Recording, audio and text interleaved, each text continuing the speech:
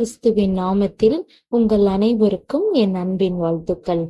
கர்த்தரின் நியாய தீர்ப்பு வெளிப்பட்ட இந்த ஆதியாகமம் 7ஆம் அதிகாரத்தை வாசிக்கலாமா? வாங்க. கர்த்தர் நோவாவை நோக்கி, நீயும் உன் வீட்டார் அனைவரும் பேழைக்குள் பிரவேசியுங்கள். இந்த சந்ததியில் உன்னை எனக்கு முன்பாக நீதிமானாக கண்டேன். பூமியின் மீதெங்கும் வித்தை உயிரோடே காக்கும் பொருட்டு நீ சுத்தமான சகல மிருகங்களிலும் ஆணும் பெண்ணுமாக எவ்வேலு ஜோடும், சுத்தமல்லாத மிருகங்களில் ஆணும் பெண்ணுமாக ஒவ்வொரு ஜோடும், ஆகாயத்து பறவைகளிலும் சேவலும் பேடுமாக எவ்வேலு ஜோடும் உன்னிடத்தில் சேர்த்துக்கொள். இன்னும் 7 நாள் சென்ற பின் 40 நாள் இரவும் பகலும் பூமியின் மேல் மழையை வர்ஷிக்க பண்ணி, நான் உண்டாக்கின ஜீவ ஜந்துக்கள் அனைத்தையும் பூமியின் மேல் இராதபடிக்கு நிக்கிரகம் பண்ணுவேன் என்றார். நோவா தனக்கு கர்த்தர் கட்டளையிட்டபடியெல்லாம் செய்தான். ஜலப்பிரளயம் பூமியின் மேல் உண்டான போது நோவா 600 வயதாய் இருந்தான். ஜலப்பிரளயத்துக்கு தப்பும்படி நோவாவும் அவனுடனே கூட அவன் குமாரரும் அவன் மனைவியும் அவன் குமாரரின் மனைவிகளும் பேழைக்குள் பிரவேசித்தார்கள்.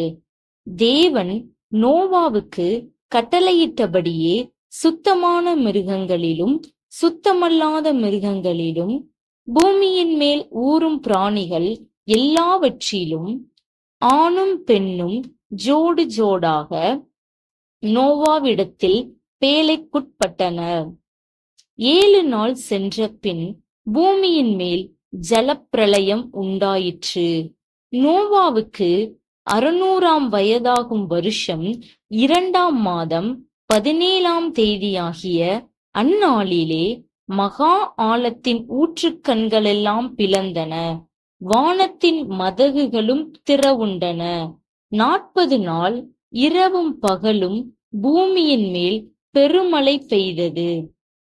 அன்றை தினமே நோவாவும் நோவாவின் குமாரராகிய சேமும் காமும் யாபேத்தும் அவர்களுடனே கூட நோவாவின் மனைவியும் அவன் குமாரரின் 3 மனைவிகளும் பேழைக்குள் பிரவேசித்தார்கள். அவர்களோடு ஜாதி ஜாதியான சகலவித காட்டு மிருகங்களும் ஜாதி ஜாதியான சகலவித நாட்டு மிருகங்களும் பூமியின் மேல் ஊறுகிற ஜாதி ஜாதியான சகலவித ஊறும் பிராணிகளும் ஜாதி ஜாதியான சகலவித பறவைகளும் பலவிதமான சிறகுகளுள்ள சகலவித பட்சிகளும் பிரவேசித்தன. இப்படியே ஜீவ சுவாசமுள்ள மாம்ச ஜந்துக்கள் எல்லாம் ஜோடு ஜோடாக நோவாவிடத்தில் பேழைக்குள் பிரவேசித்தன. தேவன் அவனுக்கு கட்டளையிட்டபடியே ஆணும் பெண்ணுமாக சகலவித மாம்ச ஜந்துக்களும் உள்ளே பிரவேசித்தன. அப்பொழுது கர்த்தர் அவனை உள்ளே விட்டு கதவை அடைத்தார். ஜலப்பிரளயம் 40 நாள் பூமியின் மேல் உண்டான போது ஜலம் பெருகி பேழையை கிளம்ப பண்ணிற்று. அது பூமிக்கு மேல் மிதந்தது. ஜலம் பெருவெள்ளமாகி பூமியின் மேல் மிகவும் பெருகிற்று. பேழையானது ஜலத்தின் மேல் மிதந்து கொண்டிருந்தது. ஜலம் பூமியின் மேல் மிகவும் அதிகமாய் பெருகினதினால் வானத்தின் கீழ் எங்கும் உள்ள உயர்ந்த மலைகளெல்லாம் மூடப்பட்டன. மூடப்பட்ட மலைகளுக்கு மேலாய் 15 முழ உயரத்திற்கு ஜலம் பெருகிற்று.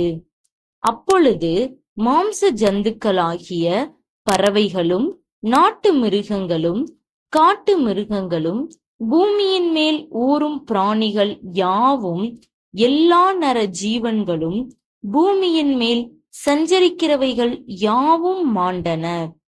வெட்டாந்தரையில் உண்டான எல்லாவற்றிலும் நாசியிலே ஜீவ சுவாசமுள்ளவைகள் எல்லாம் மாண்டு போயினர். மனுஷர் முதல் மிருகங்கள், ஊரும் பிராணிகள், ஆகாயத்து பறவைகள் பரியந்தமும் பூமியின் மேல் இருந்த உயிருள்ள வஸ்துக்கள் யாவும் அழிந்து அவைகள் பூமியில் இராதபடிக்கு நிக்கிரகமாயின. நோவாவும் அவனோடே பேழையில் இருந்த உயிர்களும் மாத்திரம் காக்கப்பட்டன.